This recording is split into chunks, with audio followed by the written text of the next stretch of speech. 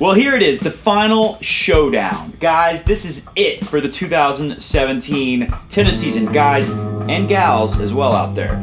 Thanks for tuning in to Coffee Break Tennis, the fastest growing, most highly anticipated, most exciting, fastest growing, most watched tennis talk show on the internet, on YouTube, and maybe perhaps in the world. So like I said, this is it. This is the final showdown. The best 8 players of 2017 season are all there, even Rafa Nadal, who we thought might not be there. And they're going to send us off the right way. They're going to finish this year in style. And I think we're going to see a Roger victory. So let's get into, we're going to talk about Rafa's knee. We're going to talk about the schedule, who's playing when. We're going to talk about who I think is going to win this thing and how. And we're going to talk about the tree people.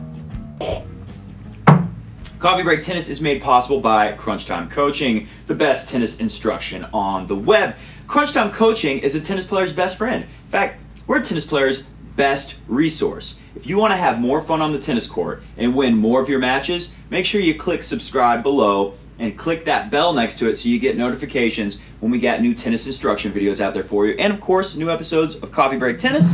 Right now, myself and our founder and director of tennis operations, Peter Freeman, are working on a series of videos showing you guys how to be a more complete, well-rounded tennis player. We're taking you step by step, building your game from the ground up so you're a little bit less of a Joe Schmo on the court and a little bit more of a tennis pro, maybe like someone like Roger Federer. So first off, Rafa's knee. Let's just get that out of the way. We haven't heard much about Rafa's knee, so I think he's going to play. We know Andy Murray, we thought he was going to play at the US Open, and he was in the draw, just like Rafa's in the draw, and then he pulled out last minute, and a lot of people are upset about that. So we'll see. Rafa plays Monday, Roger plays tomorrow. But before we get into any of that, Rafa's knee, earlier this week, we got this on tennis.com. Rafael Nadal's doctor says his knee is not getting worse, but is it getting better? Rafa Nadal's knee injury has not deteriorated significantly, according to his doctor. Nadal withdrew from Paris with the injury and returned to Spain for more scans in Barcelona. The number one is experiencing a tendon problem that is similar to his previous event, Shanghai. Here's the quote from the doctor, Dr. Angel Ruiz Cotoro. It is not a new injury or an injury that has been aggravated. It's not different from Asia. Nadal's yet to confirm whether he's going to play the finals. Well, we know he's going to play the finals now. So that story that we got early this week doesn't really tell us anything. The only thing it tells me is that Rafa's knee is not 100%. It's not right. It's not good. But it's not getting worse, so Rafa's going to play. It's good enough to play. Will Rafa finish, or will we get a scenario like last year? I believe it was last year. Gael Monfils played a couple matches in the groups setting. You know, you got the top 4 here and the other 4 here. Anyways, he got replaced by David Goffin, who obviously is in it. Doesn't have to be an alternate this year, but last year, Monfils played a little bit, then an alternate replaced him. Will we see that with Rafa? Will Rafa play one match and then replaced by an alternate? And the funny thing is, his first match up is against that very alternate, David Goffin. Rafa's going to play him this time around first up, and then maybe someone will replace Rafa after that match if he can't keep going. It's not going to be David Goffin this time. So tomorrow, we're only about 12 hours away from the Swiss maestro, Roger Federer, the Fed head, who made us all wear his initials on our heads, making us Fed heads. He's going to be playing against Jack Sock. Jack Sock, who just won. Let me find it. Where is it? Where is it? Where is it? The ugliest trophy ever. I'm sorry, but if I did all the work to win a Masters 1000, my first Masters 1000, and I hold up this popsicle stick trophy, look at it. It looks like a kid's project. A kid tried to make a reindeer out of popsicle sticks and then colored it like this bluish, greenish, grayish color for some reason. Kind of looks like the Statue of Liberty color. Like this is weathered, worn down, greenish color. Didn't the Statue of Liberty come from France? Well, I guess it's all fitting then. We got the Statue of Liberty reindeer popsicle statue in France. Oh, by the way, let me just say this really quick. Look at this. Check this out. Roger won the Fan Favorite Award, but now he's won it 1, 2, 3, 4, 5, 6, 7, 8, 9, 10, 11, 12, 13, 14, 15 times in a row! So from 2003 to 2007, basically ever since Roger won his first major, he's been the fan favorite at the end of every single year. He wins Wimbledon in 2003, and he wins Wimbledon in 2017, and along the way he won the fan favorite award every single year, 15 years in a row. So this person, Yaman Tazbaj at YamanRF, he tweeted, "Just call it Roger Federer Award already." Pretty good stuff. All right, so back to the schedule. Roger plays Jack Sock. That's Jack Sock's big fancy reward for winning the Paris Masters and just barely being our last guy to get in as number 8. So Roger will play Jack Sock. Jack Sock just won the Masters in Paris, but he had to play a qualifier. Now, give him credit because he was down 4-0, I think, in the quarterfinal stage of the tournament, and he ends up winning the whole thing. That's not something to shake a stick at. I don't see a stick, but some people call racket sticks. So, nothing to shake a stick at, but now we're going to see what happens when Jack actually plays one of the top guys in Roger Federer. I think Roger wins that pretty easy, unless, you know how Roger can be a little shaky when he first comes back from not playing for a few weeks. So, although he did play with Andy Murray the other night, looked pretty good to me, even though it was an exhibition. It looked like he was still, he was hitting that one-handed backhand pretty amazingly for an exhibition. So, Roger's going to beat Jack Sock. Then Alexander Zverev, by the way, that's 2 p.m. local time London. So what is that? I think this is 9 a.m. Eastern time in the U.S. here. Alexander Zverev's going to play Marin Cilic. What is that? 3 p.m. here, 8 p.m. there. And then obviously Roger will play Zverev or Cilic next. You play everyone in your group. So you got 4 here. And what are they calling it this year? The Boris Becker group. So that's Roger Federer, Alexander Zverev, Marin Cilic, Jack Sock. Who do I think wins that group? Real simple, Roger Federer. I think we see a repeat of 2015. Let's flash that up on the screen. Roger wins against Novak, 7-5, 6-2. He wins against Birdman, Tomas Berdych, 6-4, 6-2. And then he wins against Nishikori, 7-5, 4-6, 6-4. That's his only 3-setter. And then, of course, he goes on to win the semis against Stan. Then he loses to Djokovic, 6-3, 6-4, adds up to 7 games. He beat Djokovic 7-5, 6-2, adds up to 7 games. Kind of flipped it. So, I think this year we see Roger run through these matches and win in straight sets. I don't think Jack Sock can get a set off of Roger unless Roger plays bad. I think Roger's going to come out firing, swinging away. I don't think Alexander Zverev, this is the revenge tour, right? Roger's year, beats Rafa 4 times this year, and I think he's going to do it a 5th time. If Rafa can do what I think he's going to do. And he beats Del Potro, little revenge from the U.S. Open in the Basel final. He beat Marin Cilic at Wimbledon, a little revenge from the U.S. Open. What was that, 2013? Alexander Zverev, Montreal. I don't think Roger loses that match without his back going out. He's just beaten up on everyone all year. Then he loses to Alexander Zverev in the final. Clearly his back was messed up. He could barely even hit his serve or move. Couldn't hit his backhand either. He had to slice everything. So now Roger gets a chance for a little revenge. I think he thumps Alexander Zverev in straight sets. Alexander Zverev really hasn't won anything of significance since he won that match against Roger in Montreal. Marin Cilic has been pretty solid this year. That's why he's there. Jack Sock, maybe he's a little fired up from just winning his first Masters. It's got to pump you up. But after he goes and gets demolished by Roger Federer, I don't know if he still has that confidence to beat Cilic and Zverev. But here's what I think happens in this group. I think Roger comes out number 1 in the group for the Boris Becker group, and Cilic comes out number 2. The other group, which we'll play on Monday, is the Rafa Nadal group, or they're calling it the Pete Sampras group. We got the Becker group, the Sampras group. So, first up, 9 a.m. Eastern time in the U.S., Dominic Thiem and Grigor Dimitrov. Now, watch out for Dimitrov. One of the things I've noticed about Dimitrov is a lot of his underwhelming performances, he loses to lower-ranked players where you're expecting him to win. When he has a more, like, I don't know, a hot match, a match that people care about, he's playing a big name, he will tend to step up.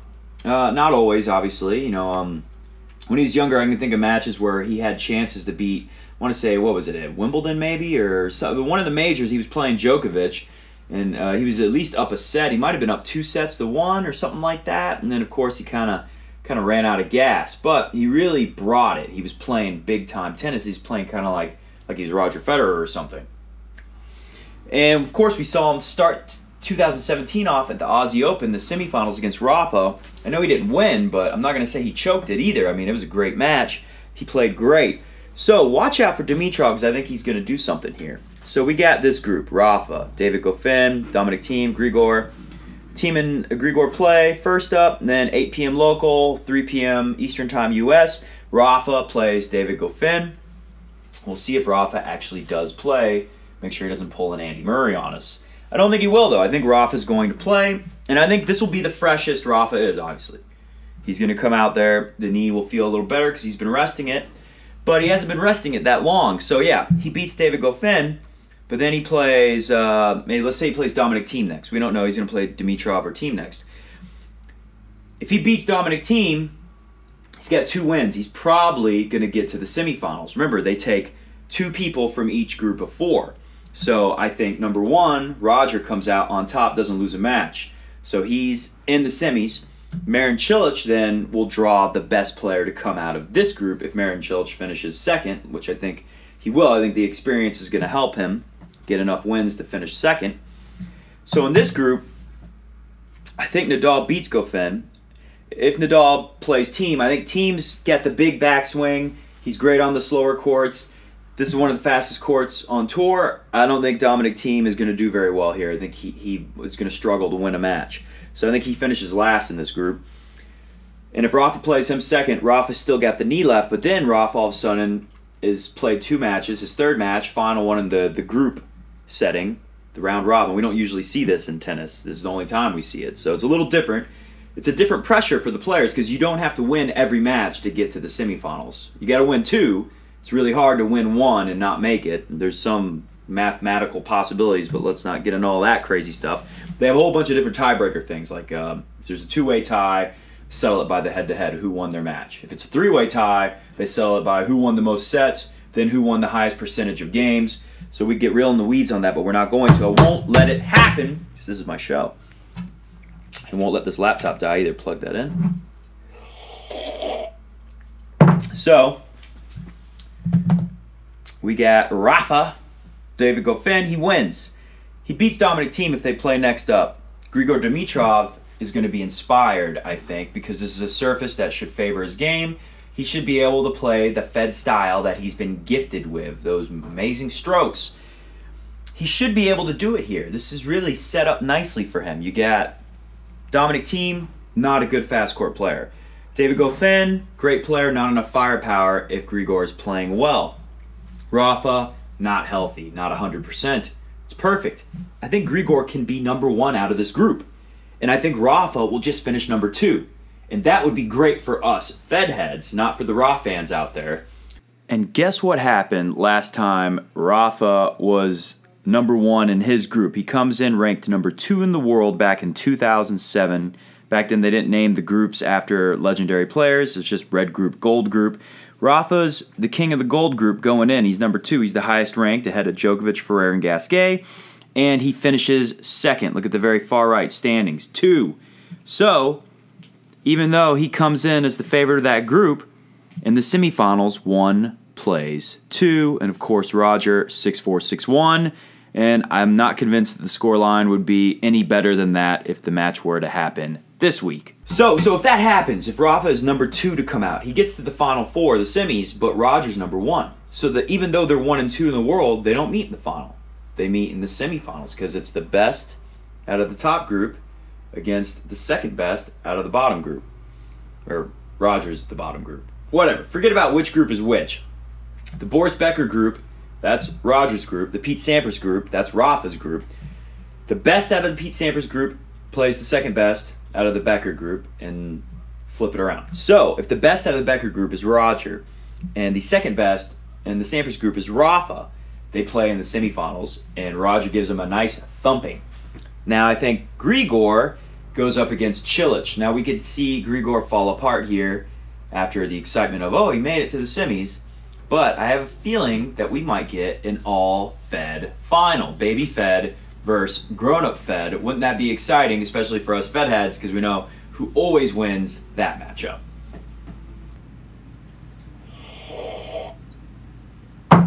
So there you go, guys. I think we get the all-Fed final. I think Baby Fed steps it up, takes advantage of this group.